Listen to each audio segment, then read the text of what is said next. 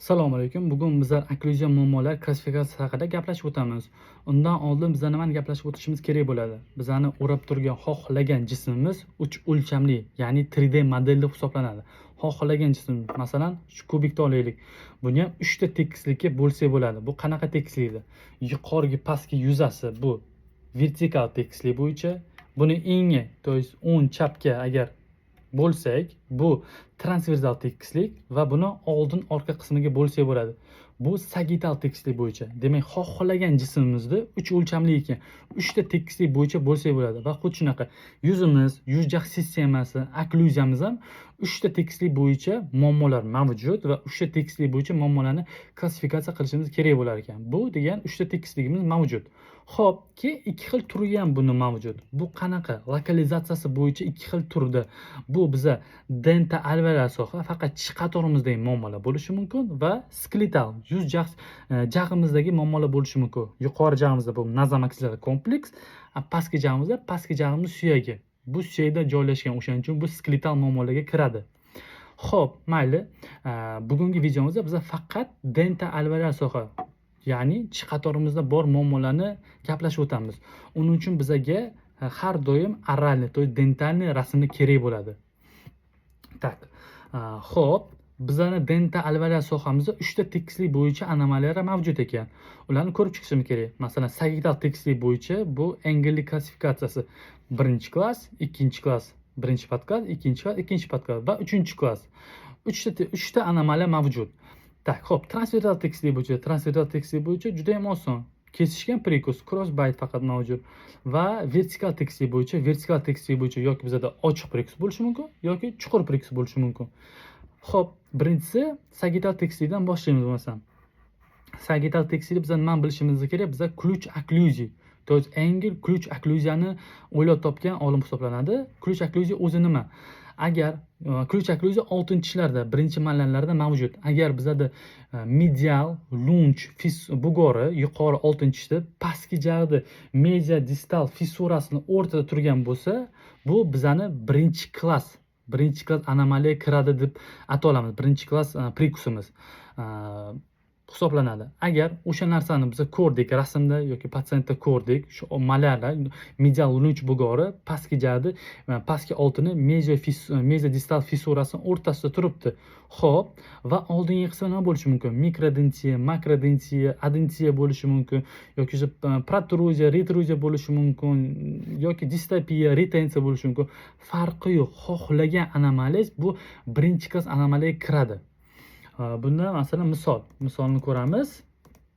Masalan, mana bizning bemorimizda orqa qismida mana ko'rinib turibdi, medial lunch fissurasi pastki jag'da mezio-distal fissurasining o'rtasida turibdi. Bo'ldi. Bu demak birinchi klass anomaliya hisoblanadi. Oldinda bizda mikrodentiya mavjud ekanmi? Mavjud ekan. Bo'ldi. Uni keyinchalik joy ochib, vinir yoki koronkalar yordamida tiklab olamiz anatomiyasini. Bo'ldi. U birinchi klass anomaliyaga kiradi. Xo'p, ikkinchi klass anomaliyachi. Ikkinchi klass anomaliyada bizda o'sha ключ okklyuziya munosabat buziladi. Buzilishi qanaqa bo'ladi ikkinchi klassda? Ikkinchi klassda agar yuqori jag'da medial lunch bugori pastki jag'da межбугровой fissurasidan oldinda bo'lsa, ya'ni o'sha medial bugori pastki jag'da medial bugori tegib tursa yoki undan ham oldinda bo'lsa, bu ikkinchi klass anomaliyaga kiradi. Va ikkinchi klassda bizda ikki xil podkastimiz bor. Birinchi podkast, ikkinchi podkast. Ular nima bilan farqlanadi? Uning uchun biz malarni ko'rdik, bo'ldi, zo'r, yaxshi, ikkinchi klass ekan. Va frontga qaraymiz. Frontimizda ikki xil turda bo'lishi mumkin. Birinchisi, birinchi podkastimiz protruziya, ya'ni yuqorgi tishlarimiz lab tomonga yotib qolgan bo'lishi mumkin. Bu protruziya deyiladi. O'shanda biz ikkinchi klass, birinchi podkast degan diagnoz qo'yishimiz mumkin bo'ladi. Masalan, mana bemorimizda ko'rinib turibdi. Masalan, yuqori jag'da medial bugori, pastki jag'da medial bugori turibdi. To есть fissurasidan oldin. Bu degan ikkinchi klass. Xo'p, va frontini qarasak, frontida albatta protruziya mavjud. Yaxshigina protruziya bor. Yaxshi, ikkinchi klass, ikkinchi podklasschi. To есть malarlar bo'yicha munosabat o'zgarmadi. Xuddi shunaqa. Medial lunch bugori yuqori jag'da, pastki jag'da fissurasidan oldinda turibdi. Nima o'zgaryapti? Frontimiz o'zgaryapti. Ya'ni frontimiz protruziyadan retruziyaga aylanayapti. Yuqorigi tishimiz ichkari yotib qolsa, lab tang'ay tomonga yoki o'sha tilimiz tomonga yotib qolsa, bu retruziya deyiladi. Agar shuni ko'rsak frontda, bu demak ikkinchi klass, ikkinchi podklass deya olamiz. Masalan, misol tarizasida ko'rishingiz mumkin, bemorimizda xuddi shunaqa holat. Yuqoriga medial bugorimiz pastki jag'da medial bugorning ustida turibdi. Bo'ldi, bu demak ikkinchi klass. Frontiga qaraymiz, frontimiz ancha orqaga yotib qolgan. Bo'ldi. Ikkinchi klass, ikkinchi podklass ekan. Retruziyasi bor. Xo'p, uchinchi klassimizda naborot bo'ladi. Yuqori jag'imizda medial bugori pastki jag'da fissurasidan orqada bo'ladi. O'shanda bizda qanaqa holat kuzatiladi? Mana patsientimizda ko'rib turibmiz, yuqoriga medial bugori pastki fissuradan ancha orqada, pastki tish qatorimiz ancha oldinda. O'shaning uchun 3-klass deyiladi bu. Buni yana ko'rishingiz mumkin. Oldingi qismida reverse overjet paydo bo'lishi mumkin va har xil qo'shimcha anomaliyalar paydo bo'lishi mumkin. Lekin eng muhimi malarlar bo'yicha bizani 3-klass deyilyapti. Xo'p. Yaxshi. Keyingi muammo, keyingi tekislik bu transversal tekislik bo'yicha. Transversal tekislik bo'yicha bizda faqat bir xil anomaliya mavjud. Bu perikrosno perikus, crossbite. Normada bizani yuqorgi tishlarimiz, pastki tishlarni yopib turish kerak. Oldin qismida ham, yon qismida ham yuqori tishlarni yopib turish kerak bo'ladi. Agar shu munosabat buzilsa, ya'ni pastki tishlarimiz yuqori tishni yopib qolsa, bu demak tish qatorida torayish bor degan informatsiya olishingiz mumkin bo'ladi. Demak, davolashimiz o'shanga qarab o'zgaradi. Tak, mana misolimizda ko'rib turibsiz, o'ng tomonida yuqorgi tishlarimiz pastki tishlarni yopib turibdi, o'ng tomonda. Demak, bu bemorimizda o'ng tomonda kesishgan perikrosno perikusimiz bor deyishimiz mumkin bo'ladi. Xo'p, va 3-turi bu vertikal tekislik bo'yicha.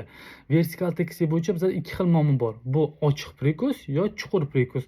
Mana bu kasalimizda ko'rinib turibdi. Oldingi qismida anterior open bite, yana aytish esimdan chiqib qolibdi. Anterior open bite ikki xil, o'sha open bite, ochiq perikus ikki xil turga bo'linadi. Bu oldin qismida anterior open bite va yon qismida posterior open bite bo'lishi mumkin. Anterior open bite'da mana bizning misolimizda ko'rinib turibdi. Klikdan klikgacha kontakt yo'q. Dezokklyuziya klikdan klikgacha. Bu demak, o'sha bu nimadan kelib chiqishi mumkin? O'sha вредные привычки. Agar yosh bolamiz soskadan kechroq ajratsa yoki barmog'ini sursa, qalam, ruchkani yoki tilini chiqarsa, infantilniy glotaniya deyiladi. Shu paytlarda bizda anterior open bite paydo bo'lishi mumkin bo'ladi.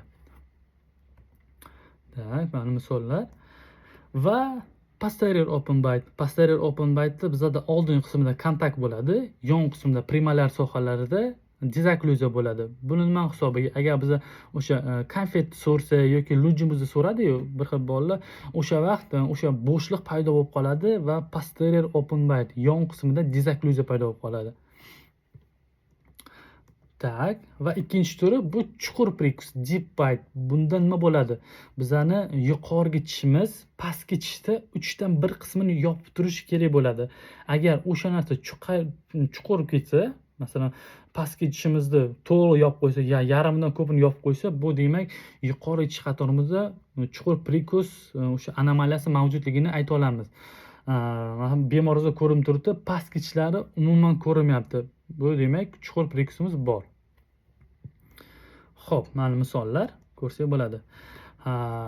Bo'ldi. Bugungi informatsiya menimcha juda ham ko'p bo'lib ketdi va buni asosda o'rganib olishimiz kerak bo'ladi. Eng muhimi biza to'g'ri klassifikatsiya qilishimiz kerak bo'ladi. 3 ta tekislik bo'yicha o'sha har doim bizning patsientimiz bitta tekislik bo'yicha muammoli kelmaydi-da, bo'lishi mumkin. 3 ta tekislik bo'yicha muammosi mumkin. Bir xil patsientlar bo'lishi mumkin. 2 ta tekislikda muammo bo'lishi mumkin. Bir xillarda bitta tekislik bo'yicha. O'shaning uchun planimiz har bittasi o'zgaradi-da. O'shaning uchun biz patsient kelganda birinchi o'rinda oralni, intraoralni rasmlarni qilib olamiz va 3 ta tekislik bo'yicha klassifikatsiya qilamiz. Sagittal, transversal, vertikal tekislik bo'yicha va har bitta tekislik bo'yicha muammolarni yozib chiqamiz va undan keyin agar patsientga tushuntirsak, bizani plan lecheniyamiz, keyin davo turimiz ham gрамотный, то есть to'g'ri bo'ladi va patsientga biz ziyon yetkazib qo'ymaymiz. O'shaning uchun agar sizga qiziq bo'lgan bo'lsa, keyingi videolarda biz skeletal muammolarni razbor qilamiz. Kanalimga obuna bo'lib qo'ying. Ko'rishguncha xayr.